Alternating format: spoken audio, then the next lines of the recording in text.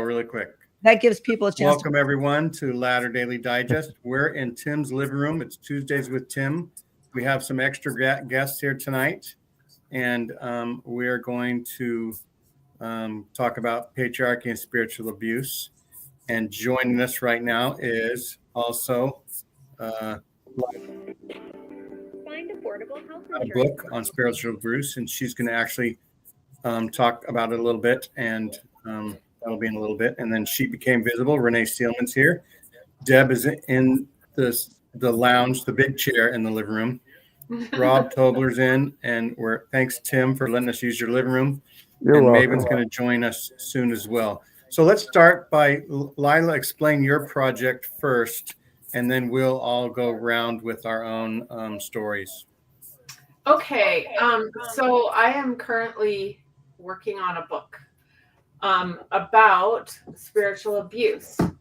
And so what I'm asking is for anyone within the sound of our voices tonight who would like to share your personal story about spiritual abuse in the Mormon Church or any religion really, to send me your story.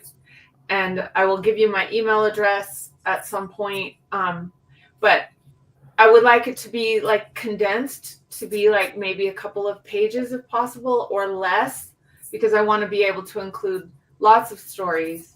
And if I get a ton of them, I'll do an extra book about it, like volume 2 or something. But I just think it's time that people have their stories heard. And Mormon Stories does a really good job of that. And so does Eugene and everyone that's doing a podcast. But I don't think there's a book that's a compilation that I know of people's stories.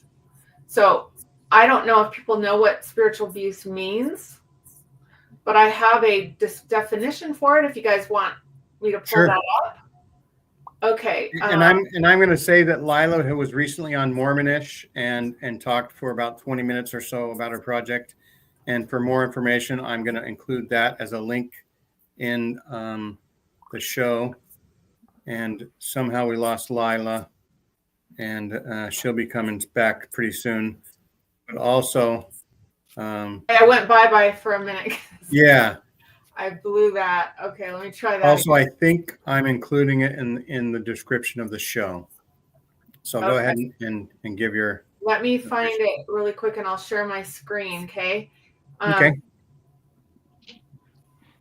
Oh, gosh. Maven, you can come on in. There's room. You guys can talk about amongst yourselves while I try to find... Oh, here it is. Okay, and I will share my screen momentarily if I know how. Hi, Maven. Hello. Hi, Maven. Good evening. Good evening. And I don't know how the permissions. It's like chicken soup for the spiritually abused souls. Yeah. Yeah. Yeah. That's good. So I'm going to make this full screen. Can you see it? Yeah, so we're all looking at it now. Okay. So I won't read every word of this. I'll kind of go through it quickly. But spiritual abuse is a form of psychological and emotional abuse that occurs within a religious or spiritual context. It involves the misuse of spiritual authority or power to control, manipulate, or exploit others. Religious leaders can carry out this type of abuse, members of a spiritual community, or even within intimate relationships where one partner uses spiritual beliefs to dominate the other. Key characteristics of spiritual abuse include manipulation and control, exploitation, shaming and guilt, isolation, undermining personal agency, spiritual disillusionment. And the impact on victims is that they often suffer from long-lasting emotional and psychological harm, including anxiety, depression, loss of faith, and difficulty trusting others. The abuse can also lead to feelings of alienation, spiritual confusion, and a profound sense of betrayal. So we can talk about the prevention measures, but so that, how do I stop sharing? There it is right there. Okay, we're back. So again, we have Megan as well now. So hi, Megan. Megan! We're almost a Brady bunch. You don't know me, but I'm like one of your biggest fans, Megan. I'm one of your biggest fans, Lila. I saw your Mormon Stories episode and I was blown away. Absolutely. Oh, really? Oh my gosh. Wow. Well, thank you. Yeah, I watch your stuff all the time and I just think you're so Thanks. smart. You are so Oh, smart. thank you. Yeah, and you just like you called it so early on. I'm just proud of you for that. Oh, thanks. So Megan, I don't know if you were listening, but the thing that you just flashed was Lila Tooler's episode with Mormonish, where she talks about this in depth, and we're going to bring some of our things in. So does anybody need to talk soon because they don't have the full hour, we'll say? Maven? Okay. Is everybody okay if Maven, let's go? I don't actually have very much to share, Okay. but I'm just thinking, just to throw out some general examples of something that I've seen a lot of in stories, both on Mormon Stories and in like the Exmo Reddit and other places where people share stuff like this. Number one, I would say missionaries, especially missionaries who are struggling with mental health issues that keep getting spiritualized. So they end up trying harder and harder and harder to be more and more righteous when that's not the issue. And it ends up hurting their mental health more.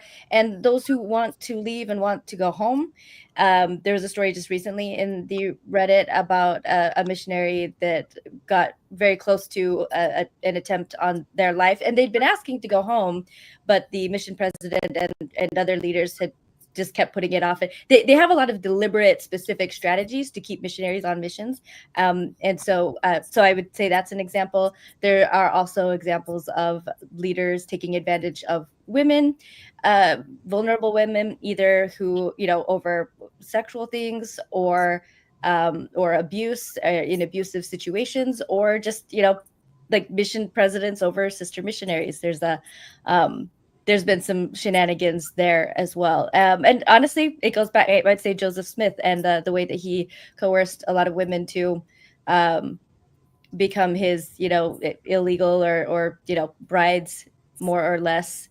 That was spiritual coercion.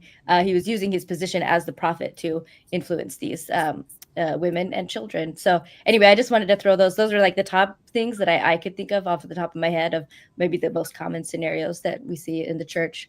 And then, yeah, I'll leave it at that. Very good. Thank you, man. So who's first? Or we go back to maybe Tim? We'll start with your spiritual abuse. Yeah. Right? I wonder how far back I can go. The earth was forming. I will back when everything was in black and white. It was the best of times. It was the worst of times. Mostly the worst. I don't know if I should.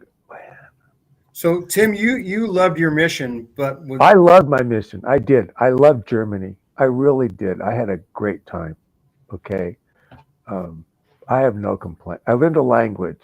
I got to go learn Beethoven and Bach, and I got to go see Fidelio, which is Beethoven's opera. And, I mean. But actually, we could just say that your spiritual abuse might have been being excommunicated for sharing truthful documents. Yeah. Well, see, yes, but my spiritual abuse, when I began to investigate the church and study history, but see, I was never denied anything when I was in the archive. When I worked in the archives and I went to the archives, I was never told I couldn't see anything. I guess it probably started. I mean, my bishops knew that I was in the history, and they knew that I went to MHA and Sunstone, and they never really talked to me about it. And then in 1990, 91, I went on this bulletin board service called Genie, and I was sharing all these documents I have in history with people all over the world. And this couple from the Seychelles contacted me, and I don't know what his position was, but somehow the word got back to Salt Lake. And my bishop talked to me about some things. I said, "How did you find out about this?" Well, I got a call from Salt Lake. You know, you're sharing things with people, and they're watching you. I'm just letting you know that they're watching you. It's not a really cool bishop. And I think it was the word clerk or exec sec at the time. I can't remember. I don't know. I've been in Elders Quorum presidencies and in and out for years. And so they started to track me in 1990. And in about 94 and 95, we had got a new bishop. And he just told me to be careful with what I was saying. And that's when AOL started. When AOL started, people would ask questions, and I'd tell them the truth. And even in my ward in Hesperia, California, the bishop, when people had tough questions, they'd send them to me, and I would tell them the truth. And then they stopped sending people to me. And it pretty much reached a head around 2000, 2001. I don't know who got pissed off or upset, but they called me into a court.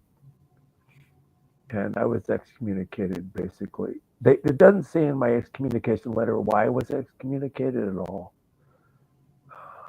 Just said that I was excommunicated. They didn't give a reason at all. Wow. Not even apostasy? They didn't cite it? Nothing. There's nothing in there. How did that feel for you? I thought it was interesting. Were you hurt? Were you sad? Or had you already lost your belief so it didn't matter? I was relieved.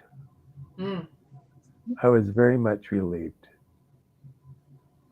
Shortly before that, I was in a session in the LA Temple, and I was surrounded by my stake presidency and my bishops all around me.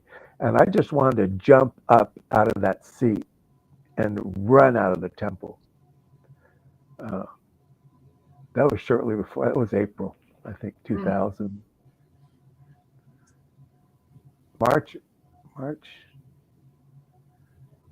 Yeah, it was April 2001. And can I ask? No, it was March 2001. Go ahead. Yeah. Did that affect your family, or I mean, how? My wife and I were going through a divorce. Ah. At the time. Yeah. So did that make it worse, or like what were the after effects of being excommunicated in your life? Like what were the after effects for you? Oh, I had to move. I moved in with my parents in San Luis Obispo. Yeah. And this is all because you were talking about things they didn't want you to talk about, basically. Oh, there were some other things going on with my wife, my ex-wife, that was happening. She was saying all kinds of things that weren't very nice. To this day, my daughter won't have anything to do with me because of that. I'm sorry. Oh, thank you. Yeah. She's been very vindictive. I didn't turn my light on. There's also generational trauma that comes from abuse, like even just having our parents be in the church, and if people are descended from polygamy. And speaking of polygamy, one thing that spurred this on was Debbie was able to catch a show. I think it was Cults to Consciousness, and there were 8 people, I think, on the show, and they all shared their experiences being in the patriarchal polygamy system, we'll say. Not even just polygamy, it was from all different religions, which was really a fascinating perspective, because every single one of those women who, regardless of what the control mechanism or religion was, there was a common denominator of this abuse pattern that had happened to coerce and control. And I just found that so eye-opening, because you feel isolated if you come from just a secular group like Mormonism. It's fun to find out that other Mormons feel that same way, but it was even a bigger scale or sample was to realize it's Jehovah's Witnesses, it's Hasidic Jews, it's people born in Muslim communities who are firm believers in Islam, or these fundamental Christian groups that are extremely isolating and very controlling, almost even sometimes worse than I think Mormonism could be. And I think they're all patriarchal.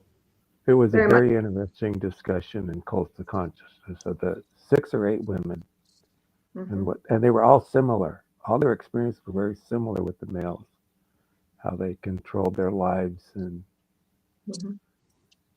Renee, do you have an example or from your own life, or somebody else that you know of? Well, Deb and I share an experience that I've shared way too many times on my podcast and other people's podcasts, but I think it stems back from what you were saying, Jean, the patriarchal system. And I, probably being the matriarch of this thing here, I'm older than any of you guys. So I grew up in the 60s and the 70s where patriarchy was the culture as well as the religion. And so, to have a strange man come up and say, you'll be a lot prettier if you'd smile, our natural reaction is, And so the patriarchy in the church was just an part of the culture as well. And that's how we grew up as women. And, but I was looking back, thinking about the spiritual abuse. And besides the time that, when we had, because my first 5 children were born, naturally, I'd come home right away and my husband was there for the birth and yada, yada. So it wasn't until the 6th child was born that he was serving in the High Council, and we were in a very urban ward that had a lot of issues. The bishop was kind of checked out because his kid was in a drug rehab program. There was just a lot of issues going on. But the stake president there was very, he was free with his words, and my husband was very, very obedient. So he would say things that I think maybe somebody else would have gone, well, that's not going to happen. But he took it as counsel coming from a stake president. So, for example, he said, even though, we rushed to the hospital, emergency cesarean, my baby's taken away to another hospital, and he's told he needs to attend all of his meetings because that's how our family will be blessed, is that if he upholds his priesthood calling, then our family will be blessed. So it's okay if your wife's in one hospital and your baby's in another, and you have 5 kids at home, you need to be at our stake high council meetings, and you need to be visiting other wards and leaving the care to other people, which there were no other people.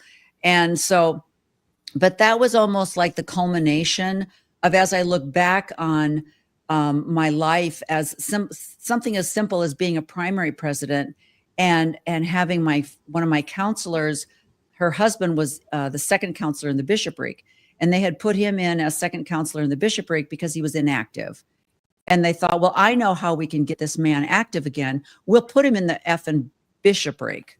Because, so for the 2 years that he was in the bishopric, they were very active. And she was one of my primary counselors. Well, she would go home, and her husband would talk about how they think primary should be running. And then the bishop would call me in and say, I've been talking to my counselor, and he and his wife said that they don't really like what you're doing here, so you need to change that. And I remember saying, well, but I'm the primary president, and I thought I had a calling, that this was for me to take spiritual, reflection. And he would be like, yeah, but Tim's the second counselor of the bishopric, so you need to follow what he says. So it was things like that just got pushed away and pushed away and pushed away. And, and even at the very end, like I put up with all this because I think I was young.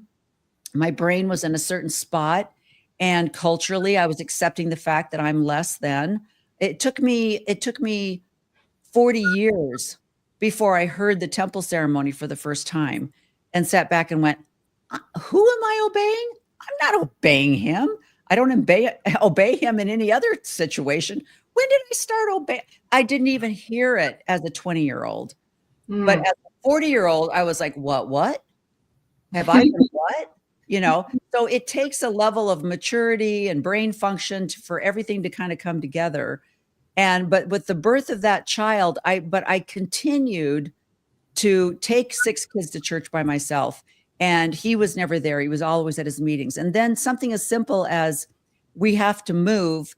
This house isn't working any longer. And the stake president says, you can't move out of our stake boundaries because your husband's in the high council. And he came home and told me that. And I was like, what? And fortunately, we couldn't find a house. And the house that we finally found was clear out in a whole nother part of Oregon.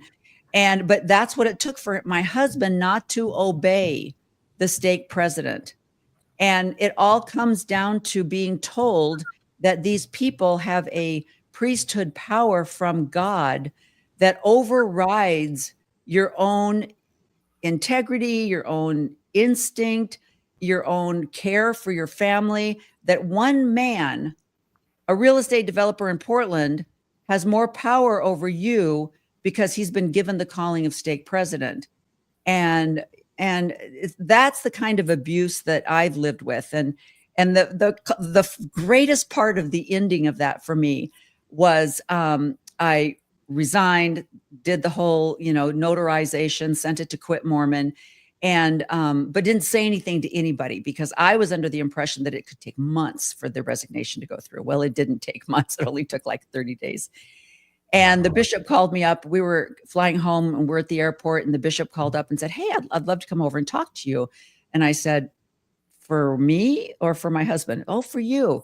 And I said, what would you? Well, I have a calling. And I said, well, I've put my papers in to resign my membership. And he goes, oh, well, can I still come over and talk to you? And I said, yeah.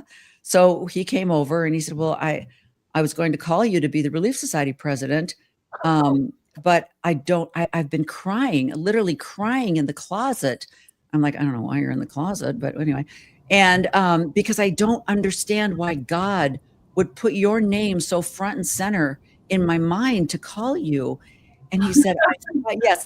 He said, I finally learned through prayer that he just wanted to let me know that he loves you. Oh, that's it. Yeah. I was like, oh, thank you. I would have never known that if you, my Lord, had not given me this revelation. But it was so perfect because it was like, I'm out of here. See you later, But so really, it's the patriarchal system that is set up. And as you mentioned, Deb, in all of those women, in all of these fundamental religions, it's the power that is given to these men that goes above and beyond. But that's the extent of my abuse. I've had some great bishops. I'm a little bit of a clueless type person. I just kind of go along to get along. And I'm like, wow, this temple ceremony is so fun. Are we going to play the Ouija board afterwards? That'd be cool. And I love Halloween. So give me a costume. So I'm like, this is a costume and a spooky thing. This is so cool. So that's kind of how I went about everything until my brain, cemented together. And I was like, wait a minute. And then, of course, like you say, you find out through Rob, I miss you so much. I miss your stuff so much. But it was through that kind of knowledge that you start going, again, wait, what? I did what? Who did what? That, it all falls together. But if you can't, and maybe Deb, you can tell me, I saw that, but I haven't watched it, The Cults to Consciousness. But I feel as though Jehovah's Witnesses, Seventh-day Adventist, a lot of these other really fundamental religions, they have that power. They have a man that has the power, but the Mormon church is so complex. There's so many arms to this octopus. It's more than just having a pastor or a bishop, a Catholic priest or something. Can I cut in? And yeah, Megan, yeah. I think it's leading into what you're saying, and I know you were asking Deb if you'll forgive me for cutting in now because we will have to leave after this. But when I served my mission in Philadelphia, I remember talking to some ward members, and I think I had just missed by maybe like a few months. It had been certainly within the year that I arrived that there had been some highfalutin GAs, maybe even an apostle that had visited the Philadelphia area. And it's struggling there. I mean, it was struggling there in 2008 when I got there. I can only imagine how it is now. Anyway, they were promised that someday that there could be a temple in Philadelphia, and they were challenged to I think it was like every ward to bring one new person to the church every month. So each ward should have 12 baptisms, and they were getting like, I mean, since my mission president took over and the baptism quality level, there were much stricter standards than the previous mission president. They weren't getting very many, maybe one or two a whole year. But anyway, they like really got the people like super hyped up. And so when I had gotten it, months after this, I was talking to these ward members, and they were talking about how they felt and how much they tried, and they tried implementing all these programs, and there was initially a lot of zeal and a lot of fire to really put faith in the promises of this GA to really put themselves out there, try to bring people to the church and have a temple in Philadelphia someday. And I remember them, this one man in particular saying like, just sadly commenting on how hard it's been and how they're basically failing, and they weren't able to get anywhere close to what they were challenged to get. And that he's like, I don't know, like, I'm sure it'll happen, but it'll probably be 10 years, maybe. Like, I think that's the best that I can hope for. And it was only a few months after that, like the next general conference, the Philadelphia Temple was announced. And it wasn't until years and years later that I realized, like, that's really why all those authorities were there. They were buying that property. They were getting that. It was already in the works, but they held that knowledge, kept it away from members, and instead used what they knew was going to happen as like a carrot to dangle in front of the members to really like drive them towards missionary work. And they really tried, and they were really sad, genuinely, that they weren't able to live up to, or the goals that they had set. And they like I said, it was really sad when this guy was saying like, it'll probably, I hope in 10 years it'll happen. So of course they were excited. It still took, it almost took that long for it to actually be finished. I did go back for the open house, but yeah, it's not just necessarily like from bishop or, who's directly over you in your wards or, missions or whatever, but really from the top leadership down. They know stuff, and they set purposely, it up. They set it up. So they could come back and say, look, your faith, what your work and your faith did set it up to be a miracle, when in reality it was planned all along. And it's a setup. It's a scheme. That's amazing. So we still haven't heard from Megan and Rob, and we haven't gotten a story from Deb. I'm going to jump off, but I'll be listening. Maven. So yeah, thanks guys. Thanks, Megan. Take care. So Megan, you want to do your thing, or you want to bow to Rob first? Oh, I haven't had any spiritual abuse. Just kidding. No. Turn the rest of the time over. Right. I'll let Rob go. I want to hear what you have to say. Okay, I don't have a specific event, but by the way, that podcast by Cults to Consciousness, 8 Women, 8 Cults, is fantastic. And I really do feel that the women's stories are probably where we're going to see more abuse and marginalization. But as a faithful LDS, white Caucasian man who was in love with the gospel, I really experienced abuse in the form of the church's controlling of information and meddling itself in the most important relationships of my life with my wife and my children. So as I was passionate about the foundations of Mormonism, I began to study church history. And as I learned things that were really problematic, I experienced cognitive dissonance. And the church controlled the narrative to say, oh, don't trust yourself, Rob. Don't trust your feelings. These feelings are coming from the devil, and you should not trust this information. It was literally dividing me against myself. And it reminds me of a principle I learned about in therapy called a double bind, where if a person, they're damned if they do and if they don't. And so I went 16 years alone with a faith crisis and with doubts, but I didn't dare open up to my wife about it. Why? Because at that time, if a woman went into her bishop and said, hey, my spouse is having doubts, or they don't feel comfortable going to the temple, women were being advised to leave their spouse. And that is horrible, you know? And so I just suffered in silence. I suffered alone. And being a normal red-blooded man with hormones, you know, I also had access to pornography. But could I talk to my wife about that?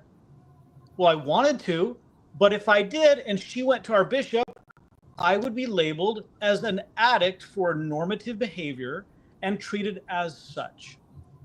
And I just find that extremely abusive, that my neighbor, who is an insurance salesman, literally has the power to get in my marriage and channel the voice of God to say, you should break up this family, or you should label your spouse as an addict, or your spouse is a lazy learner because you know, they're having doubts.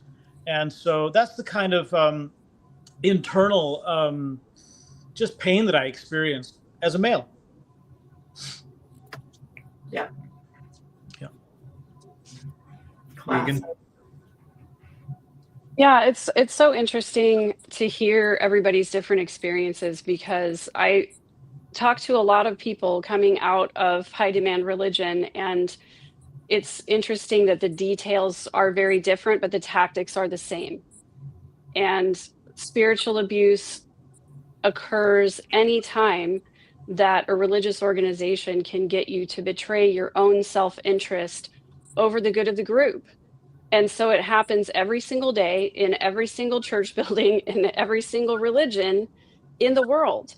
So it's not unique to Mormonism. It's not unique to evangelical Christianity.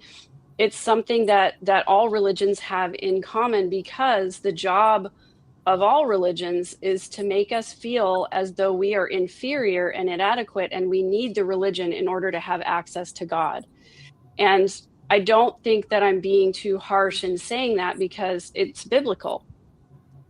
Megan, and I'm not also trying think- to, go ahead. I also think that men, it makes us feel inferior also, that we're not, if we don't live up to that standard, you know, makes us feel inferior also. Exactly. So Yeah, I'm saying men and women, all of us. Oh, okay. Yeah. Yeah, makes all of us feel like we have to have the religion and the religious leader in order to get access to God. And I'm not saying that all religions are bad or harmful, but what I'm saying is there's the potential for abuse to exist in every religion because of that power differential, and because of the idea that we need a religion or a religious leader to stand in between, you know, in order for us to have access for God. We need a religious text to tell us how to behave, or to tell us what actions we have to do in order to be acceptable to God. And one of the first times that I realized how harmful all of these teachings were was actually when I was a really young mom. I wasn't yet even 30 years old.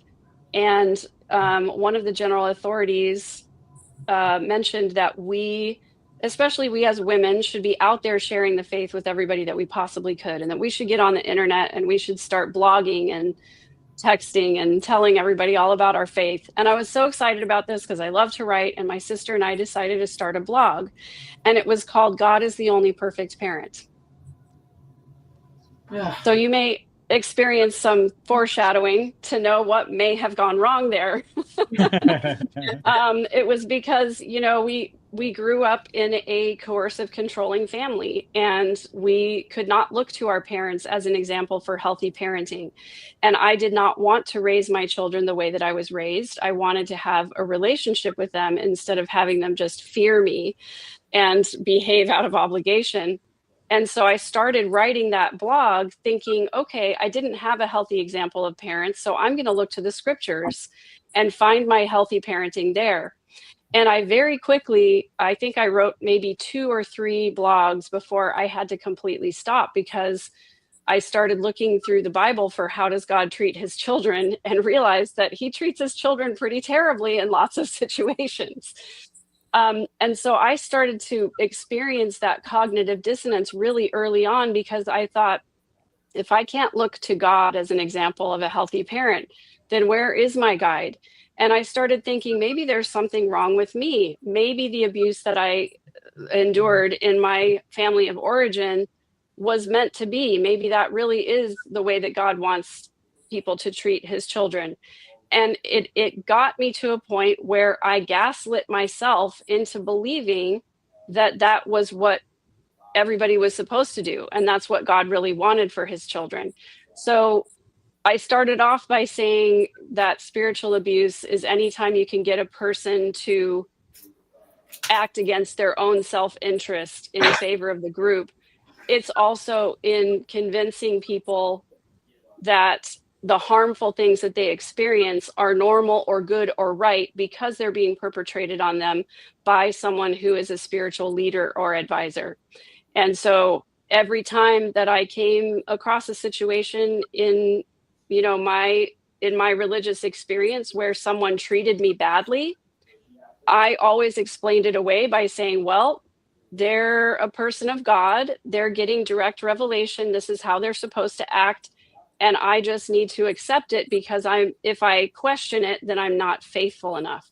And I'm not doing what God has asked me to do. I'm not following the leaders. I'm speaking ill of the Lord's anointed. I should not be doing these things. And so I engaged in self-betrayal over and over, because I was taught that if a person was acting in a religious capacity, it didn't matter what they were doing. They were being inspired by God. And so that sort of thinking opens all of us up to all kinds of abusive situations and coercive control, and where we subjugate our own thoughts and our own needs and our own instincts because we believe that someone is acting in the name of God. I'd like to actually tell people that I recently interviewed Rio for Life, Kim D. She's saying hello right now. And her story is just packed full of spiritual abuse. And so check out Latter Daily Digest and look for this past week.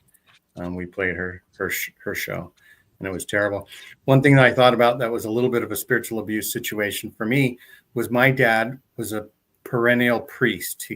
He liked to smoke and drink more than he liked to repent or go to church. But he was a priest, but that put me and my brothers as like ward projects, maybe, where now I'm knowing that the bishopric might be talking about, poor Judson boys. And I always had to look to other leaders in the church as father figures, because my dad, wasn't enough. And so that was, a generational trauma thing right there. Yeah. My dad wasn't active. So yeah, I looked to church leaders as role models also. Yeah. Jean, do you, looking back on that, if you would not have had that, would you have looked at your dad in that way? Would you have thought, oh, you're not as good a dad as you should be, if you didn't have other men telling you that he wasn't up to par? That's a very difficult question. My dad had a lot of redeeming qualities, but because he smoked and because he drank, he was bad. My grandma, my mom's mom, would really like lay it in without saying it to him. She would just go, that person was smoking. And even though my dad might've been holding a cigarette or something at the time, and so yeah, it's it made it hard to see the qualities that he had, right? Until later, right? So he was a very honest man, hardworking. It reminds me of the time I'm walking through the mall with my granddaughters, and we're walking into JCPenney's, and they've got the mannequins at the front, and my granddaughter says, "Why are those ladies dressed immodestly?" And I'm like, oh wow. Mm-hmm. Okay. What does she think of you, Renee? They're mannequins. I'm like, with your Yeah. So Is it okay? Can I say something? I don't want to Yes, step on top of please. anyone. I was just thinking about all of your comments, and I'm loving this because they're all different. There's like a million ways someone could write that song. Remember that song, 50 Ways to Leave Your Lover? There could be 50 ways to commit spiritual abuse or more in the church. And it continues on and on. It's the shaming if you're not a mother having children or enough children, or if you practice, if you have a job outside the home. There is this idea that if you're suffering something really awful, like if your child dies or something bad happens to you, and you're wondering why, they tell you that you chose this in the pre-existence, that you actually chose this, and that's why you need to just put up with it and shut up and keep the faith, because you're here to prove yourself through what you chose in the pre-existence. Another one, if you don't pay your tithing, you don't get to the celestial kingdom. That's extortion. They find ways to guilt us to give them money. That's right. God asked them to do it. It's not us. It's God. And the same thing with the blacks in the priesthood. Oh, it's not us. We're not racist. This is God. This is God's law. And we don't know why. We don't know why he's asked us to not allow them to have the priesthood. We just do what God tells us to do. And, just always throwing God under the bus, for their toxic teachings. It's not them. Another thing is, like someone was just talking, about Gene, your father, who had word of wisdom problems, So what I heard people saying, in fact, my next door neighbor said this in a church, in a Relief Society class one time, that those people who smoke and drink coffee, they're weak. They're weak-minded. They don't have enough, like that's for the weakest of the saints to ask for that, right? And so we look down on them because they're weak. And I thought to myself, my parents were converts. So my grandparents smoked and drank. And I loved them. They drank coffee, they smoked, they drank alcohol. And because my parents were converts, they loved them anyway. Those were their parents. So they weren't vilified in my home, but I heard other people talk trash on those people. And I thought to myself, is that the way God thinks of us? Does he see? It was always under the guise of, this is God. So they use our faith in God and our belief in a higher power to manipulate and control us into thinking, because they're the mouthpiece, right? They're the mouthpiece for God. So it's not us. We can't, if we pray and we get a different answer than they get, what do we have to do? We adjust our Obey thinking. them. right, Pray again. Obey them. throw our wisdom out, or our answer to our prayers out, because they're the ones with all the answers. So like, you defer your own personal, your autonomy, your any kind of personal choice goes out the window, and we defer to a higher authority always, which is usually a man, right? How many times, like, it wasn't, well, what does your Relief Society president say? It was never that. It was, What does your bishop say? what does your bishop say? What does stake president say? What do the brethren say? So no matter what you feel is true in your heart, forget it, because you don't know. You're getting your answer from the adversary. You're getting it from the wrong place, And so it's just like, think about what that does to. I mean, if we were born and raised in the church, or even if you're baptized in, you learn not to listen to your own wisdom from day one. That's thrown out. It's always defer to a higher power. So I feel like those of us who have left have had to relearn that, that we can trust our own voice. We can trust our own wisdom for our own lives. And that's huge. That is like dropping a 500-pound weight off of our backs and realizing that we're powerful. We have power in our lives. For me, for women especially, I think that's a really new idea. Men, you have the priesthood, so you have that authority, but women always have to answer to that, which is really hard.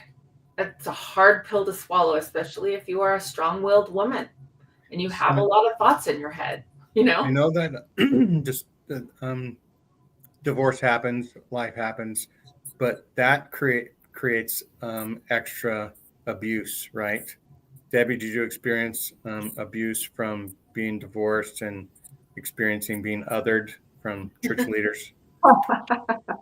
Well, absolutely. And that's kind of what caused me to leave the church 20 years ago, is because my daughter died. And it was my firstborn child, and I was temple marriage, And everyone had a reason for her death. And I felt like those reasons were none of the right answers for why she died. And how dare anyone tell me or try to justify me losing my baby? And it was incredibly, all of a sudden, like that veil just was removed from my eyes of like, because I was raised and you just kind of accept things without really thinking because you don't have the maturity or emotional understanding. And I got thrust into a situation where I had to really look at something, and losing a child really can do that to you, especially because I was in my 20s and I was totally unprepared for that. No one expects to have a baby and have a baby die. And so I got really kind of pissed off at anyone trying to tell me where we go, how it looks, if I'll see my daughter again, and then having them try to guilt me into staying in a marriage that was then damaged beyond repair, or guilting me afterwards and trying to stay in the church or believe that way again. It's like, once you know, and you can't go back. And so because I was in my 20s when that happened, and it's now been 20 years since I've left, I really got to have a long period to do a lot of therapy, but also to kind of understand, like, why did that happen? Because like I looked back and I'm like, gosh, I'm a smart person. I was raised really well. I had a loving childhood. I had good things in my life.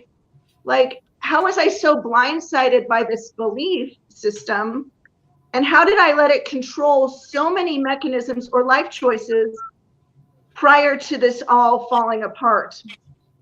And I feel like that's where we've all kind of had that common denominators, when something announced, like your insurance salesman can come in and start telling you about your marriage or your future, or other people who can all of a sudden become experts on your life when they're really not even your friends or your loved ones or your parents or your siblings or these people that you would trust with that kind of information, or even your therapist. Like a bishop who's a complete stranger coming in and saying what's right or wrong for your personal life, I felt was like such a violation.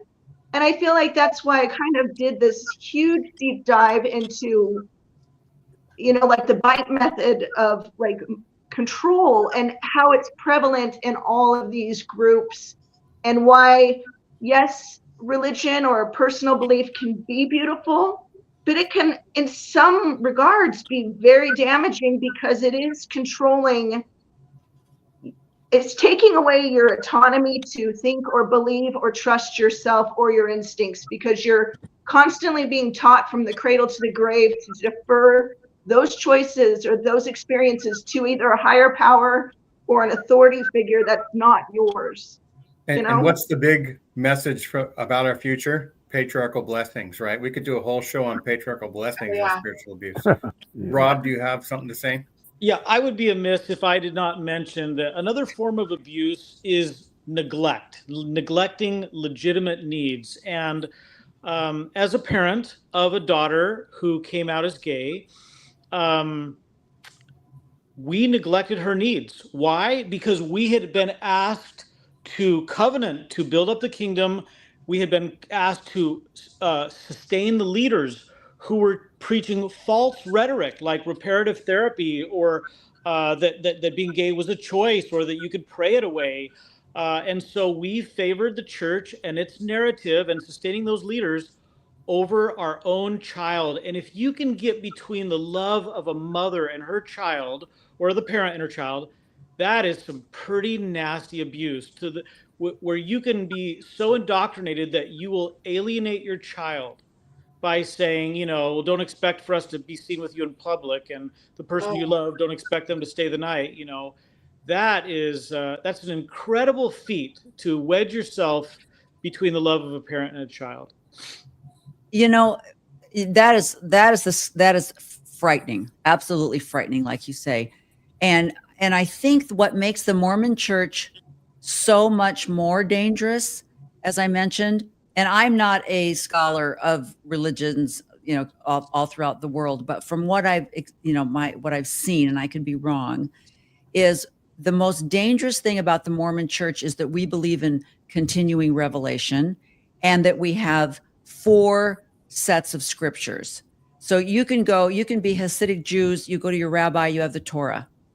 And you can be Muslim and you go to the Quran and the what are the I think there's 8 books that came out from the prophets after Allah died. And so there's the original Quran, and then there's these additional books that were written, you know.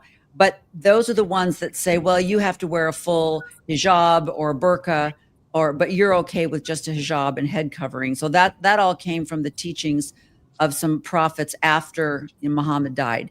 But even then, as I'm walking around right after they made the changes to the garments, and I'm walking around, and there's this Muslim woman in a furniture store with her husband, and she's got this beautiful scarf and the whole bit. And I thought, you know, I don't see the Muslims going, you know what? Full scarf? No, just a little bandana. Today, we're just going to wear a little bandana. Oh, never mind. A headscarf, just a little headband. No, it's a headband that you now have to wear. And you look at the Hasidic Jews when we walked around Williamsburg, New York, I don't see their rabbis going, you know what? Never mind. You can wear a sleeveless blouse with a shorter skirt this year because we've just received this revelation. Oh, no, wait. No, never mind. Back to a full length. And that's where the Mormon church is, this constant. And then just saying, we did a survey, we had a committee meeting. They say, oh, no, this is all revelation, because they taught, the preface was, we are continually line upon line, precept upon precept, continual revelation. And we have more scriptures than anybody else has. So we have more rules because we are speaking directly. I mean, the Vatican got in trouble because they changed, what is it, the Vatican 5 or 15, which one was it, where they said we don't have to do masses in Latin anymore. People lost their minds. But like, that's the big change. Woo, you know. The temporary commandments, right? Right. So, I mean, the Mormon church has all these little ins and outs, ways that, but they've convinced people, indoctrinated people to think that every single thing that happens was direct communication from God. Right. And so, you know, I'm waiting for the word of wisdom to change. I'm you know, Swig is dying to throw in some coffee into one of those drinks. But, yeah. Go Rob. Yeah, well, you know, Revelation is touted as a great feature of the church, and I do believe the church is getting healthier as time passes. But the danger of modern revelation or continuing revelation is that the prophet could literally say, "Hey, impoverished parents, before you feed your children, pay tithing," and people would do it. They would choose the church. They are doing it.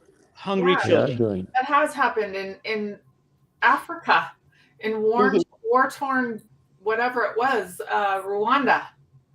No, even if you can't afford food, you pay your tithing. Even if you can't buy your children shoes, you pay your tithing because you will be blessed. Right? Yeah, the Jesus I've studied would not be. That is horrific. It's just unbelievable. The thing that boggles my mind about that is that the church is so wealthy that it could give support to all of its starving and impoverished members. And even if they, they didn't want to necessarily tell people how much money they have, which they obviously don't, they wouldn't have to. But if they would just take care of their own members, that would be such a huge step in the right direction. It goes back to what you were saying, Rob, about neglect is abuse.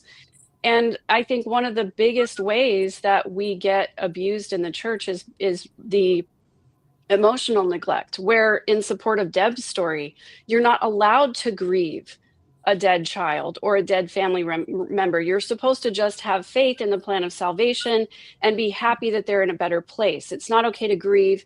It's not okay to be angry. It's not okay to tell the truth if that truth is harmful to the church's narrative or if it's disparaging to one of the church leaders, even if it's true.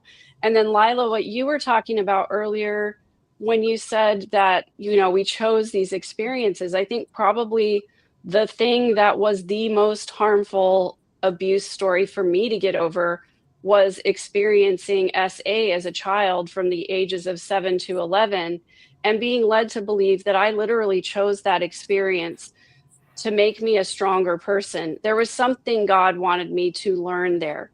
And then reading The Miracle of Forgiveness that was written by a prophet, where I was basically made to feel like that was my fault. Right. And that also that sin meant that what stuck in my mind was this visual image that I should have bloodied my knuckles knocking on the door or fighting tooth and nail to get myself out of that situation as a 7-year-old child, rather than allow my virtue to be taken from me. Oh yeah, there's that. All of those harmful narratives led me to further be abused and to believe that abuse was my fault and to believe that I was the one who needed to repent. Wasn't it? And it took me. Sorry, keep going. Yeah. No, you're right. It was Elder Scott's talk was part of that, when considering the situation, one might consider one's own role in bringing the abuse about and what you might have done that was wrong. And so then I was assaulted as a 17-year-old freshman in college, the narrative that I told myself was, I put myself in a bad situation. I shouldn't have done that. It was my fault. I need to repent. So I never reported it. The person never got held accountable. And how do you heal from that going forward? So what the church taught me made me put myself in situations over and over to be abused and manipulated and controlled because of what the church taught me. And that's the biggest tragedy, I think, is because I believed I was abused, because I believed I had all of this emotional harm and CPTSD. And it took me 10 years of really hard work and intensive therapy to come through that and be able to be a person that can walk around on this planet, not unalive myself, and have healthy relationships. And it's not because of the church, it's in spite of it, unfortunately. What I learned from the church is that, my personal integrity was worth less than my personal virtue. And that I was basically a worthless, chewed up piece of gum, a licked cupcake. And, I had lost everything that was valuable and beautiful about myself, but I chose it because that's what God wanted for me. That was your trial. And I think it goes into other things too, like when you hear, because I remember saying this, well, I'm so glad I pay my tithing because of the fabulous humanitarian things that the church does, not knowing this was years ago, not even knowing what they do. But I remember just recently with the LA fires, they came out and they said, for example, 1,500 cases of bottled water are being delivered to areas most impacted by the wildfire. 1,500? I have 1,500 in my back bedroom. Yeah. I mean, you've got a $1 billion church, and they also 30 members of the church had to evacuate. And from, emergency supplies are being provided to those in need through the local bishop storehouses. Well, who is that serving? Who is that serving? The community? Everybody in the Palisades? No. And then, approximately 1,000 Latter-day Saints have been evacuated. 1,000 compared to the disaster in LA and the money that the church has. But they publish this, and because of the indoctrination, people go, oh, yeah, that's where my tithing dollars go. That my church is serving the Lord through my donations that I give. 1,500 cases. And they wanted 20 people to come and take the Christmas lights down from the temple. And people just do it because, and it's the amazing thing that you get that emotional feeling of, oh, look what I did. I did my home teaching. I went to the temple. And because you get that emotional feeling of being obedient, therefore it's true. And so, like you say, Megan, I did what I was told, I'm a good person. Because that's how I told this is how, because it's all emotional. That the indoctrination is scary to watch once you've stepped back and you can look out and go, whoa. Yeah, it's insidious. It's I really dangerous. would like to have Megan and Deb. I would really like both of your stories, please, for my book. I'm begging you, because these are, and yours too, Renee, all of you, actually, all of you, write your stories down. And I know it's like asking to have your teeth pulled to sit down and write a story. So you can record it if you want on your phone and send it to me. Just say it. Because I feel like having these all in one place, it was like what Cults to Consciousness did with the 8 women, is the power of all of their stories together is hard to deny. And we need to join together and let the world know, so that the church has nowhere to hide, because it's become well known worldwide. I'm not saying my book's going to be well known worldwide, but I'm hoping that it will start something, because once the church needs to be put on the chopping block by so many people and our experiences, where it's not necessarily that they banished us, from Salt Lake City or wherever we lived. It's that, no, they just made us miserable by these little insidious kind of manipulations that made us feel less than. And in your case, Megan, holy shit. I'm sorry, but that is just unforgivable, what went on in your life. And yet they just go on unscathed. And this is not okay. If people want to share, Lila, I put up your that's your fine. email. Yeah. And I'll Anyone also put it in in the the listening, description. who's listening, I want your stories. If you have stories to tell, I want to hear them. I want to get them.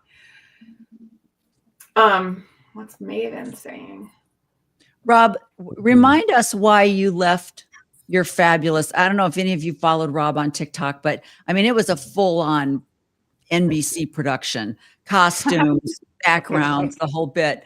Where and I know that you just said you were just going to take a break or go a different direction, but was it exhausting? Was it mentally like, I can't do this anymore? Or what was it that made you stop?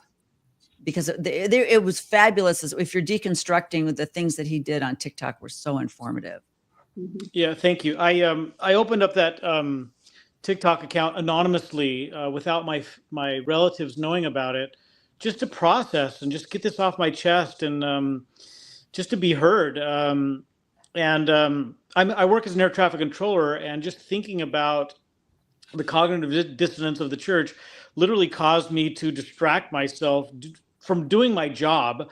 And I had kind of a dangerous situation. And so I got off the position in the air traffic control room, and I took a break, and I said, I can't handle this any longer. I'm calling my parents. I'm telling them I'm out. I can't do this anymore. It's killing me. And I decided to take a break and see if I could start thinking more about constructing a new, healthier life post Mormonism, and so that's what I've been up to.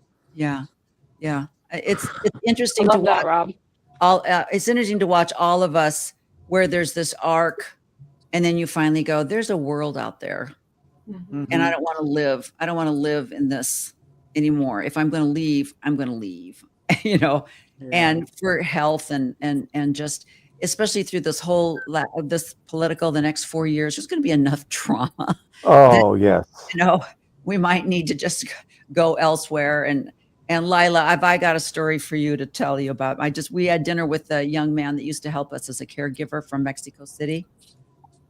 Wow. He's got some stuff to say about what's happening in his life.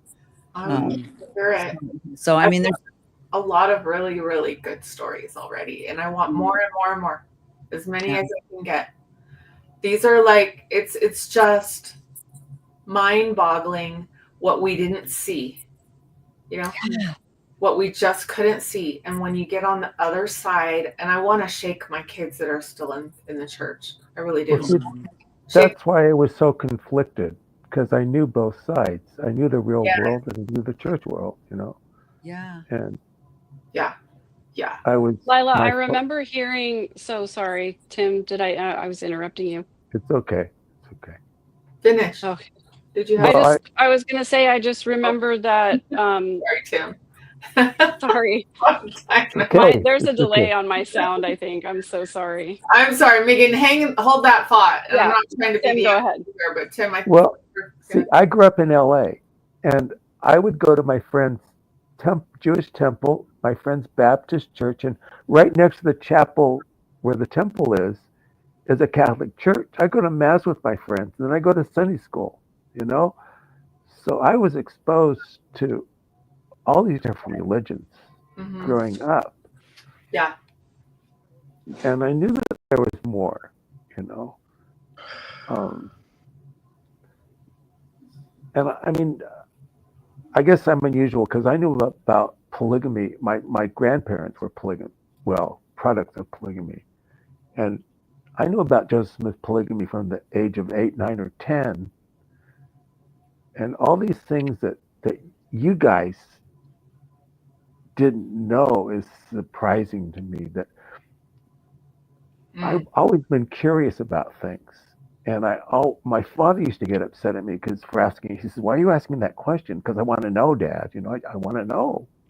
Why? It's like with the black and the priesthood. I kept on asking people, why? What? You know, that's not good enough for me. I need a better answer.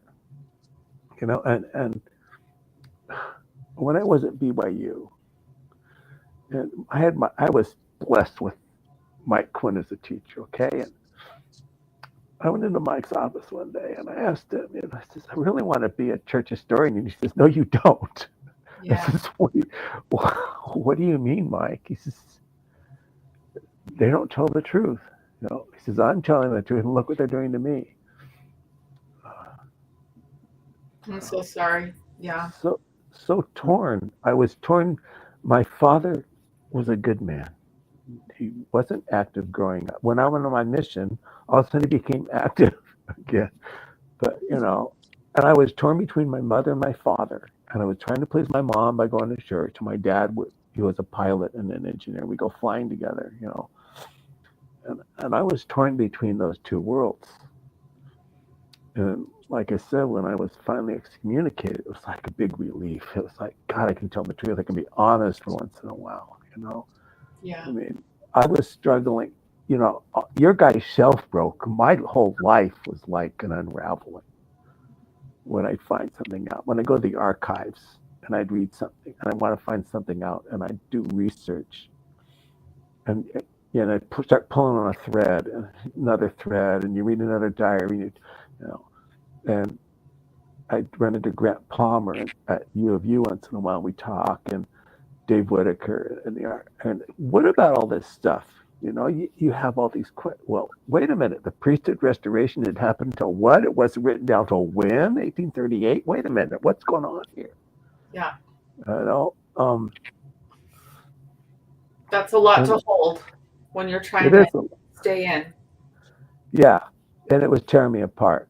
It was really tearing me apart. Because I would tell people these things, and I go, there's something wrong here. I mean, why are there 4 different versions of First Vision? Why did they change the endowment? Why did they do? I was always asking all these questions. Because it's not true. Well, that's true, but I wanted it to be. I wanted it to be true so bad. Yeah. So bad, And when I found out it wasn't, when I went to a bishop's meeting one time because my bishop couldn't go, and they were talking numbers and funds, and I'm going, wait a minute, what's going on here? I used to count the people who were in the war. I used to take attendance in sacrament meeting when I was ward clerk, and all of a sudden you realize it's all about the money, and that we weren't getting the money we needed, and then all of a sudden the church. I was out before they made the members clean the buildings, but I wouldn't do that. From what I understand, it was Romney who went to the first presidency and said, "You guys can save money by firing all the janitors." And I thought, what in the world? I mean, this church has trillions of dollars. Mitt Romney, not Marion G. Not Mitt Romney, yeah. And that was revelation, wasn't it? Oh yeah. But they're making these people clean the not just the chapels, but the temple also. Yeah. They still hire janitors to clean the church office buildings, so I will tell you that. I've seen the job posting, $18 an hour. But you have to have a temple record. You make 18 and you have to give it back 10 and then pay taxes. Unbelievable. But it's just so frustrating. I have 2 of my sons have left the church, and I have one son who's still in, and he asked, "Dad, why are you attacking the church all the time?" And I just, you don't understand. When I see you, we'll talk about it. What were you going to say, Megan? I just was going to say, I heard about you writing this book some time ago, I guess, and I apologize, I forgot about it, but I'm so glad that you're doing it, because I think the world understands physical abuse and the world understands sexual abuse, right? But we're still, as a population, learning about all these other types of abuse. We're still learning that emotional abuse is real. We're still learning that emotional neglect is abuse. We're still learning about financial abuse and spiritual abuse and coercive control. We're still trying to understand and wrap our brains around the fact that just because we didn't have bruises doesn't mean that we weren't hurt. And to everyone's points and everyone's comments, all of us have betrayal trauma. And that is a real condition that it takes time to get over. It takes time to heal from. And so it's no wonder. And we also have the layer of trauma of not being believed by our abuser, who is the church, and the additional layer of people that we know and love defending our abuser. Yeah. And that's another layer. And so we all have all of these layers of trauma to work through because we were lied to, we were deceived, we were led to believe things that were not true, and we had the truth withheld from us. And those are all things that manipulators do. It's all coercive control. And I've been talking a lot more lately about the idea that the church operates in society as a narcissist. Yep. And if you think about the extent of narcissistic abuse and all of the tactics that those personality styles use against their victims, it's everything that they're doing to us and to the current members as well. Exactly. All the same. So I'm just grateful that you're doing this, because I think it's so necessary. When I was at BYU, I realized that it was like an abusive parent. I used to talk to people about how the church was, that they were tyrants and that they were abusive like a parent. And I see it back then in the 80s. And then, you know, they say, well, you know, when you leave, why can't you leave the church alone? You leave the church, but you can't leave it alone. Well, this is why, because it's layer upon layer upon layer of abuse that we are trying to process. And it takes... Well, it's still going on. It's not like we're a unique generation and now it's fixed, guys. No, We're good. it's still happening. No. It's happening every day. I mean, people are trying to get away from it. They're saying, I don't want to talk about Mormonism anymore. Bill Reel, Renee. Well, I didn't want to talk about it. It wasn't until Bill Reel and RFM started to do their show Wednesday nights, I got back into it because I didn't want anything to do with it. Yeah, because I was so much done with it. I mean, I didn't want. I just wanted to put it away in a box and bury it somewhere. Yeah. Yeah. Because it's too emotional. It's too hard on me, even right now with this fucking election and what happened, you know, and that we're going into fascism's country. And if you don't believe me, that's fine. But well, no, but Tim, that's what I was saying. With all of the things that have been brought out because of politics, the strong man, the fascism, the authoritarianism, all of this has been brought into the front because of the political system. But you start watching about it, and then you start going, wait, that's the church. When I saw Elon Musk do what he did yesterday, it made me sick. Okay. I could not sleep last night. Not sleeping? So much. You know, I mean, that was deliberate. Yeah. That was deliberate. The scary thing, like you were saying, Lila, is the comeback that you hear. You know, every corporation has bad people. Everybody, you know, look at the Catholic Church, look at the abuse. There's always going to be, so they think that is the explanation for the things that, like you say, Megan, the things that are being done, and Deb, that are still being done yesterday.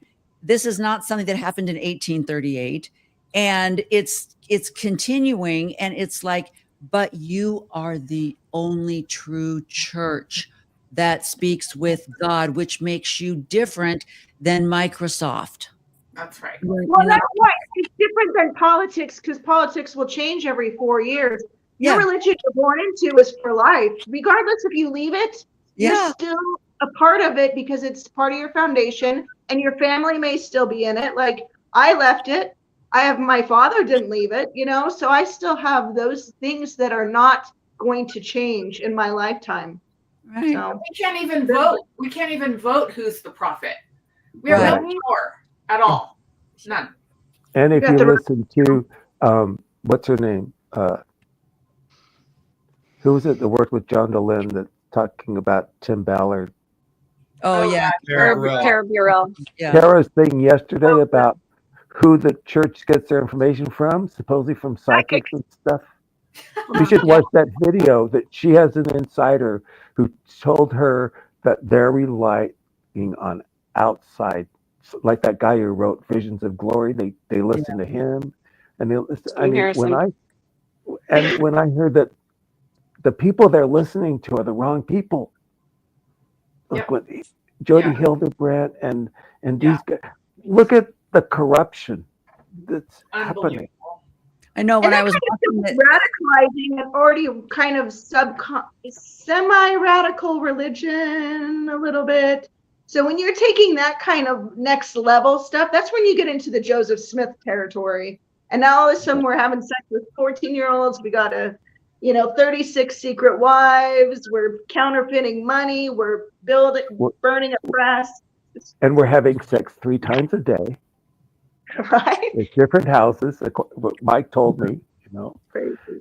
3 times a day, and running a church. You know, when I was watching the cabinet selections and the interrogation they were doing for the cabinet nominees, I'm like, wouldn't that be great if they did that for the apostles? You know, we're looking for a new prophet. We've got 3 recommended people. Let's do a cabinet, breakthrough. And where were you? And what did you do? And, the whole bit. I mean, wouldn't that be nice? Like you say, if there really was a vote, a real vote, where people would go, hey, I know this guy. He's my neighbor. He's the biggest, he stole my lawnmower and he won't bring it back. Well, that's what my father went inactive because the state president in LA did some kind of a real estate deal. He never told me exactly what happened. But Yeah. it was like, Can't be a prophet in your own land. And we're probably missing out on those great spiritual giants because they are out there. There are people who do have those gifts to inspire and to bring people together and who can be peacemakers. And instead, we have a prophet-driven church by an old prophet.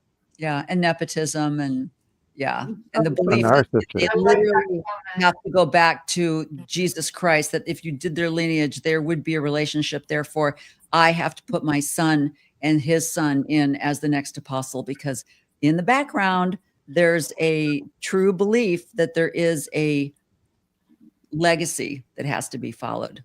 So I'm bringing back Tim's comments because, she can't stay quiet anymore.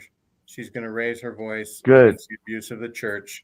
Yeah. And that's one thing is we were talking about people who are saying, why do you say anything against the church? It's like, that's an abusive statement right there.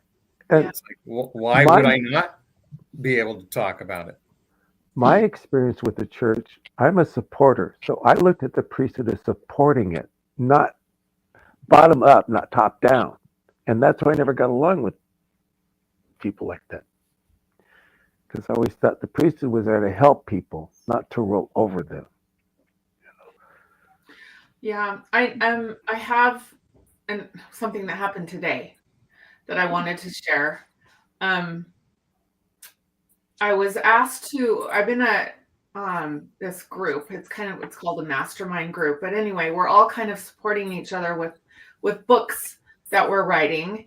And this woman who is a lovely person, I just adore her, but she is very, very, very religious and just joined a new church and wants to talk about it. But she wrote a book that's called it's Devotionals for Boys. And basically the whole thing is just it's just religious talk through the whole thing. And I was in the group that was supposed to read her book, and I was listening to it read to me. And I was out taking a walk while I was doing it.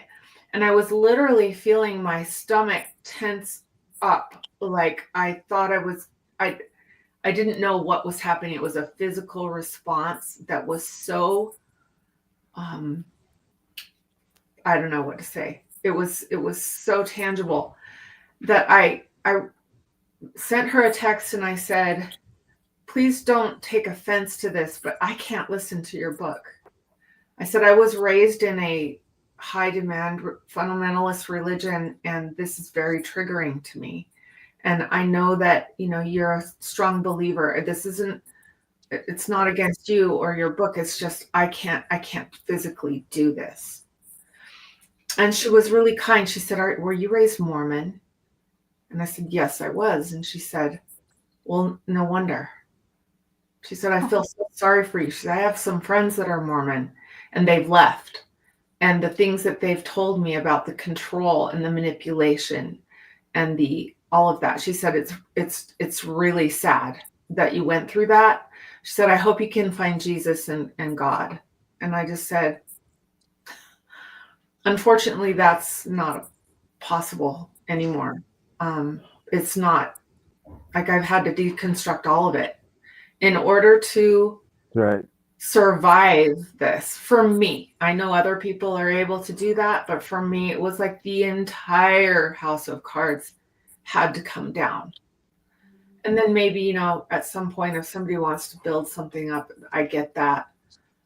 Because I think that people who have some faith in some higher power sometimes it makes them feel better about things, I guess. For me, it was such a relief to take it all down. It was such a relief. And to not have to worry about that. How does that work? How could there be a God who claims to love us, and yet he's allowing innocent babies to die of disease? And we're praying and fasting for these people, but he doesn't do anything. But yet he allows pedophiles and serial killers to walk the planet unchecked. They go on and don't get caught. And more people die before they're ever caught. no intervention. What kind of a God? For me to try to make sense of all of that, the problem of evil, the problem of suffering, is just too much. And I know probably I speak for most of you here. I don't know. Maybe some of you have a belief in a God or Jesus, but that's something that it's really hard to explain to my believing kids, and I just don't even go there. In fact, we just don't talk about religion. And so even to your closest, most beloved people, you can't share these things because it's so triggering to them to hear you talk like that. And they should be inquisitive. They should ask you, why do you feel that way, right? Right. And, you would and think honor they your want to feelings. know. But they don't want to know. They don't want to know They don't. because it's dangerous. We're dangerous to them. Yeah, we're like a disease. So I mean, this is why we have to speak up, because I can't, I just can't tiptoe around this. It's so big and it's so evil. Yeah, Lila, I champion and I cheer for what you're doing. I think it's the right method, and I commit to writing a story myself. The story I write will not be about me being abused, but it will be about me as an indoctrinated parent participating in the abuse. I shamefully, literally taught my children what President Kimball taught, which is better dead clean than alive unclean. Years later, when members of my family experienced assault, I literally saw them in so much anguish that they were self-harming themselves. Yeah. And this church is not in the business of looking through its curriculum and its programs and finding out, are we hurting our members? Is there something that we could change? They do not act until enough members rise up and complain. And the fact that harmful, abusive teaching is still on the church's website, it's still on their books, and they won't renounce it. I don't think they're going to do it until enough voices stand up and say, this is wrong, fix it, take that crap off your damn website, My first wife tried to kill herself 4 or 5 times during her marriage because of the church. Because she worked and she felt guilty about it. Oh, and real. Yeah. It ruined our marriage. It's part of the thing that ruined our marriage. The church was so damaging to us, to all of us. Yeah. But, and I was always afraid I'd come home and find her dead sometimes. Oh my gosh, yeah. It's horrible. And I just couldn't. Yeah. Maybe you think I'm a coward, but I couldn't. I just couldn't anymore after. No. I think sometimes, like you were saying, the fact that I was 12 before my parents joined the church, and I grew up with a Methodist, most of my people were Methodist, enabled me to look at my aunts and my uncles that loved to get together and play poker and drink, and my wonderful aunt that was a very strong Baptist Christian. She's my godmother. She was put in as my godmother before we joined the church. And I looked at these good people that all got together, helped each other put on a new garage in the back or build or whatever. So I think I was a Methodist Mormon. I think that's why it was easy for me to go, oh, this is garbage, and I'm out of here. Because I wasn't born in the church. I wasn't raised in Utah. I didn't have that indoctrination until I was 12. And then it was just a way for me to find friends. It was my friend group. And then it was like I fell in love with my husband. So it's the guy I married. And you have to get married in the temple. We're like, okay, sounds good. So I just went along to get along. But I didn't know that because I was really a Methodist at heart that just said my prayers. And now I lay me down to sleep. I pray the Lord my soul to keep. And bless this food, oh Lord. That was our grace. That was my prayer. So I didn't have the indoctrination that so many of you had, that I was able to go, that doesn't seem right. I don't think I believe that. All right, no big deal. And just go on. And And Megan, like I said, I had a wonderful stepfather. You know, there was no abuse in my home. I didn't have any abuse at the church. And the biggest thing that I did, Tim, that this kills me, absolutely kills me, is that my son had a successful career lined out for himself, going to Oregon State, international business. And we forced him to drop out and go to BYU because we thought that was going to get him on a mission. And then he would be a really good person if he did that, even though he was a really good person. And so now he's got a psychology degree from BYU that's useless. And fortunately, he's a very successful man. But you know, his plan was a good plan, and we interfered because, like Rob, because we knew that, oh, he should go to BYU. That's where he should go, and change your. And I didn't know the system. He lost credits. I didn't understand it. And now the fact that he even has to tell people that he graduated from BYU, he's not active in the church. He never really was.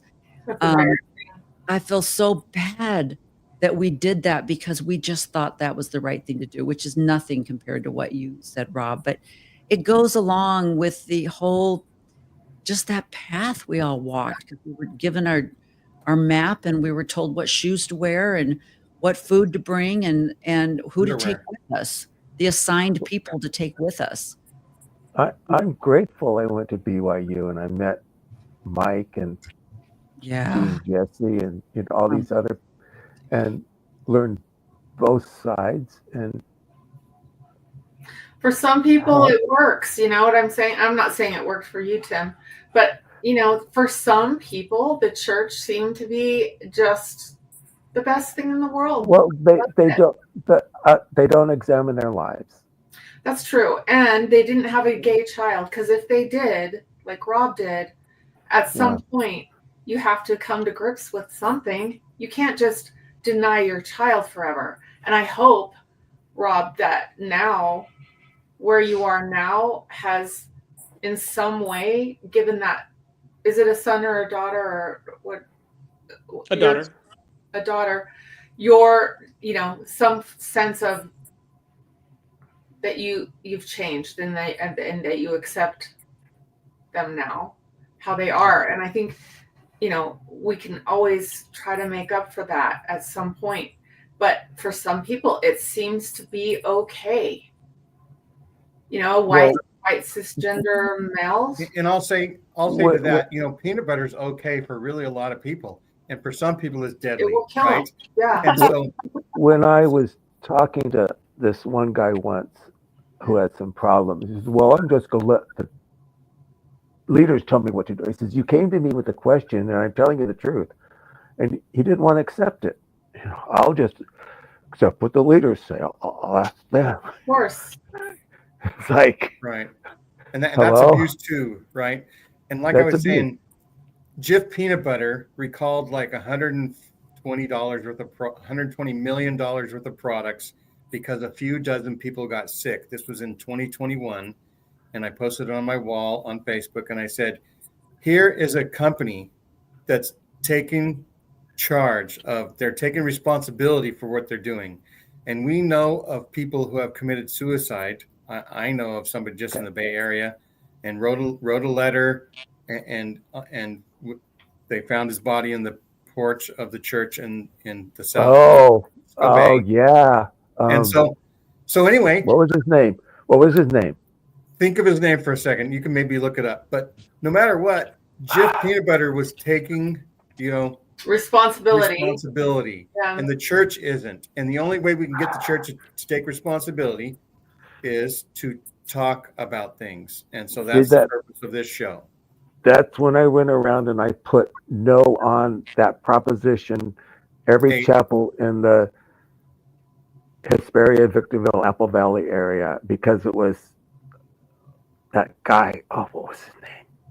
You know, I don't know how much time we have, Gene. Do you know? As much as we need. So we usually go an hour and a half, and we're right about there, but we go a little bit extra. And so. Well, I just want to really quick say that, you know, my dad was the one who spoke in 1980, I believe, in conference about gay people, you know, that it was a choice and a sin, and that it was because they had something if they didn't have a good relationship with their father or something.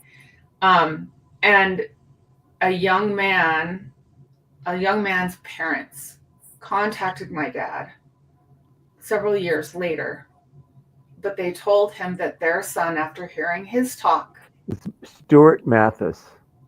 okay, did that, took his life. And at that point, my dad had to take a look at what he said. And Peggy Fletcher Stack interviewed my dad about his feelings about what he had said in 1980.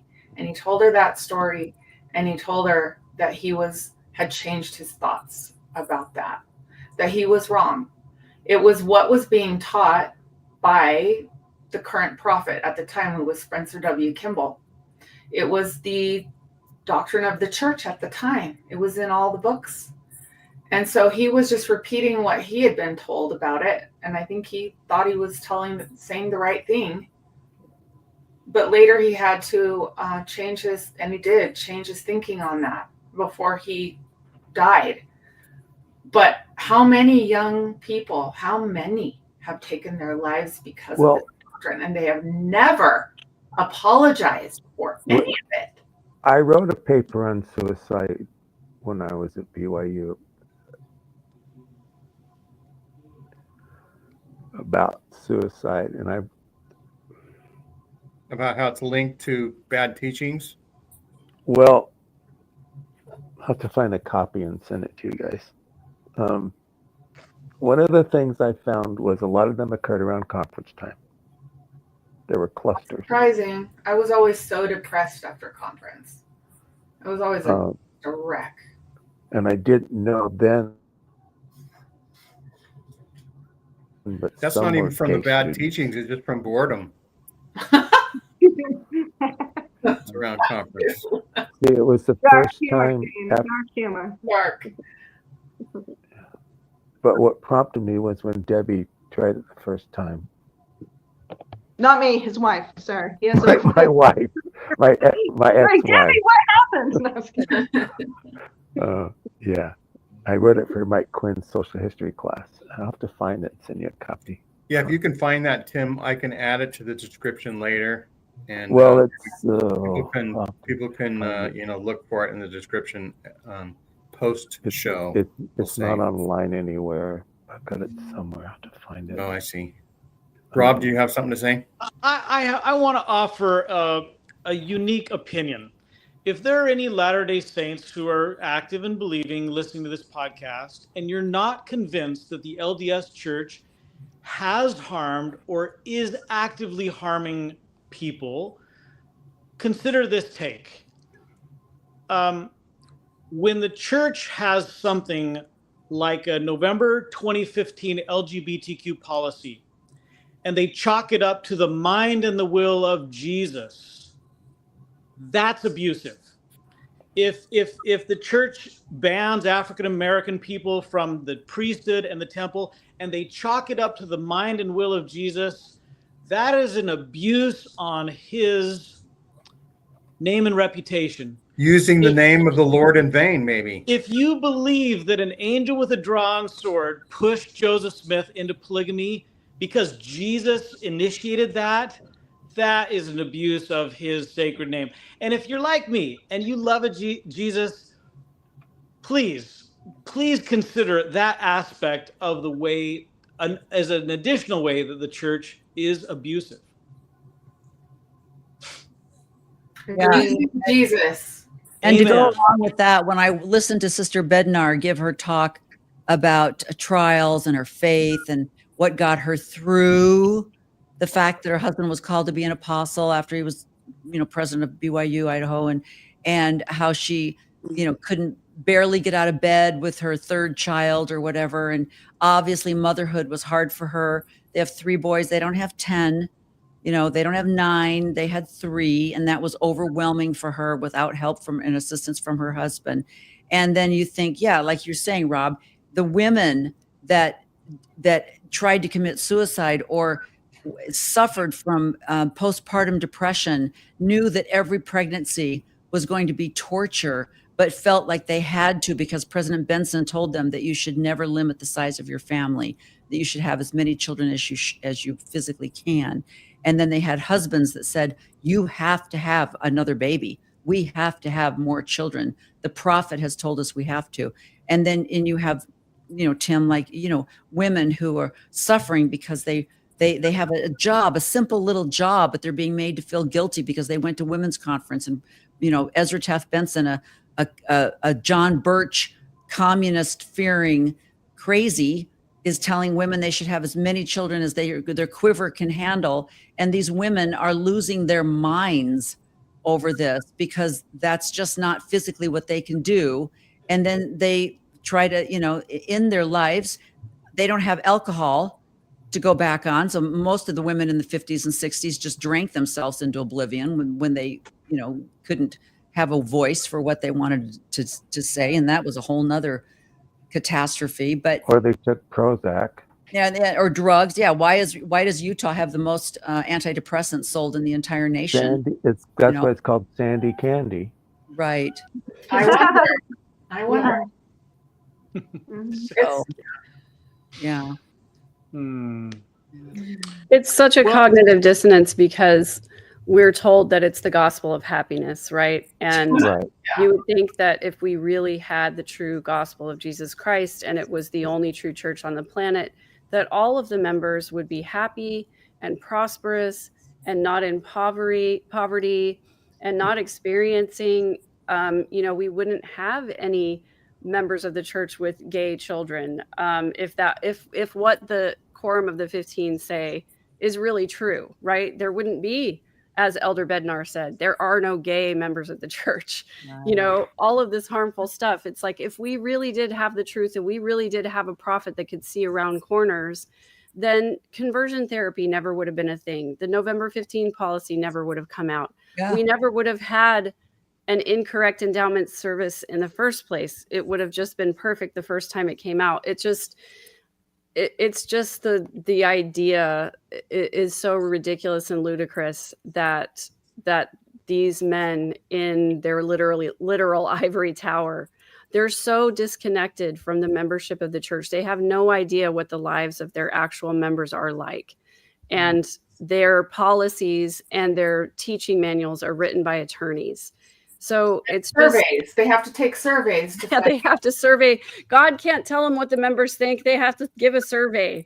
It's like, well, why doesn't God just tell you what the members want and need?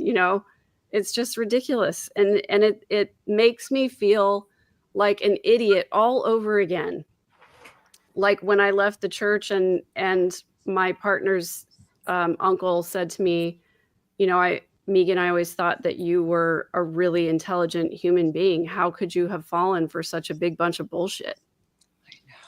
And I said, I could never figure out how these smart men who I knew that were professors and stuff still believed in the church. Well, my answer to him was, you have to understand indoctrination and brainwashing and mind control.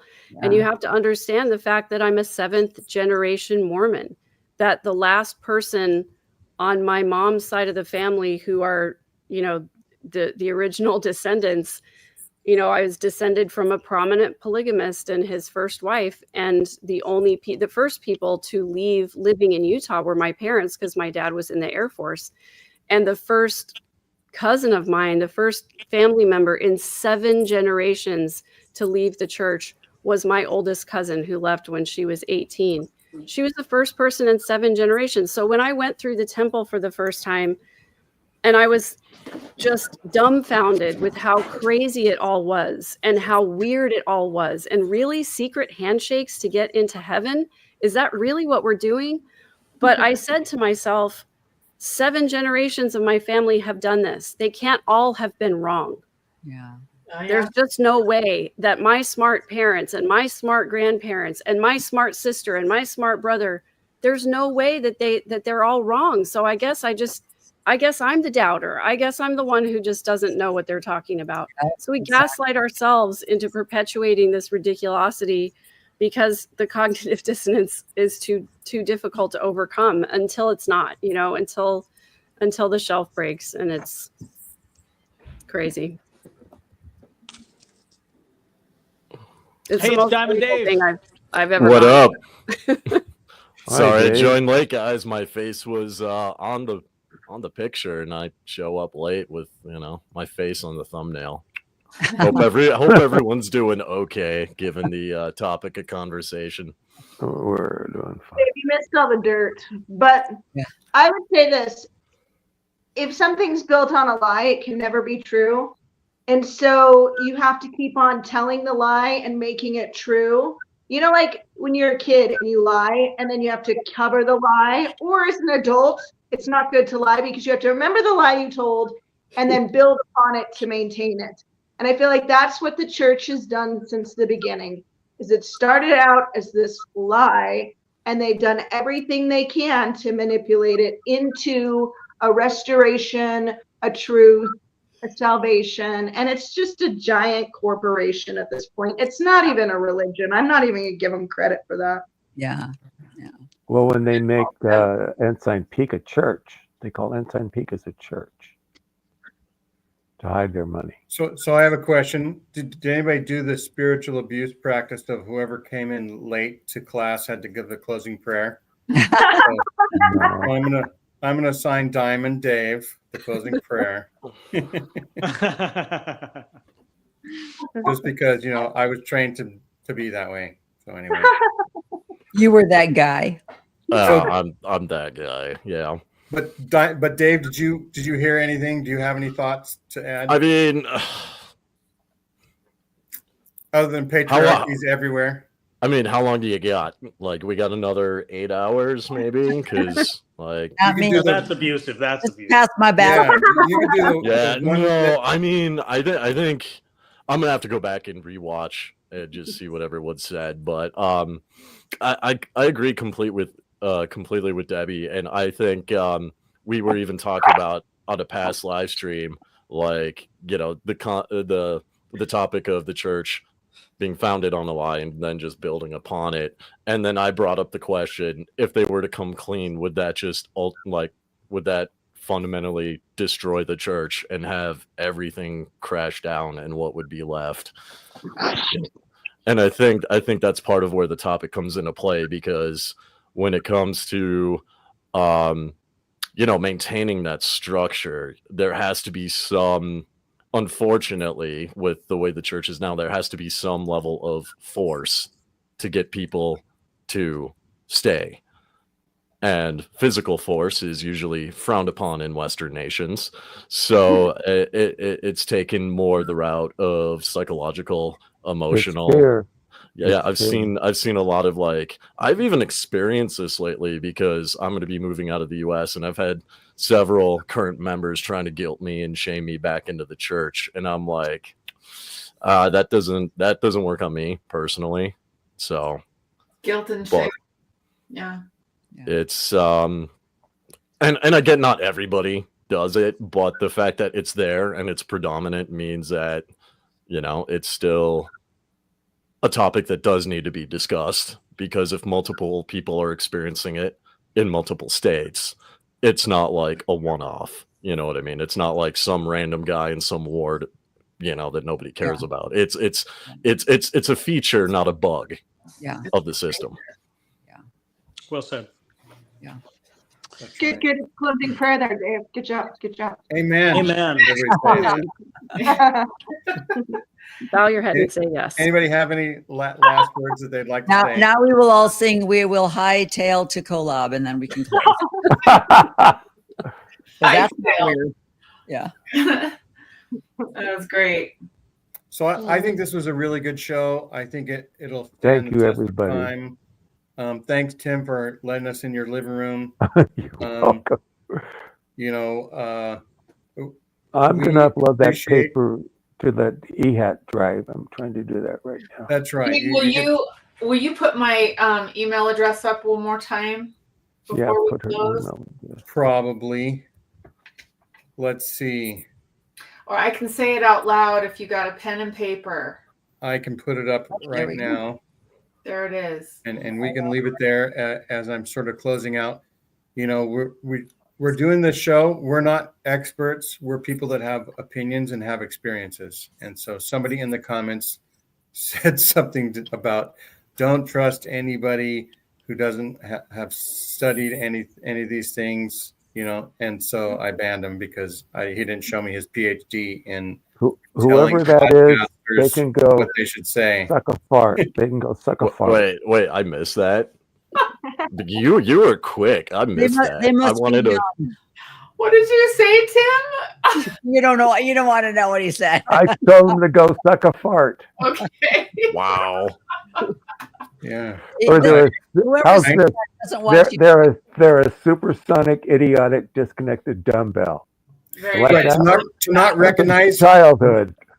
To not recognize we are people that have experienced spiritual abuse, and we're just expressing it. That's all. You don't need a That's right. degree to be a victim of abuse. So No, you do I not. think we all qualify, and so everyone, Educated evil people out there. yeah, everyone listening out there. I know one that's a cardiac surgeon, actually, but yeah. You can all send me your stories. So saying thanks to everybody. I just friended you, Lila, on Facebook. Good. I will accept your friendship, Tim. And I'm going to send you my story, but I don't want you to use it. I'm going to send you, I sent it to Gene and other people, but it's just a short synopsis, but I'll write up more. Oh, you don't want me to use the one that you send me first? Yeah, this is my background. Okay. Yeah. And just to let everybody know, as I say goodbye and in the live stream, we will probably still chat for another half hour, and you won't get to hear that. But just know that it was just as good as the last almost 2 hours. Thanks, everybody, for watching.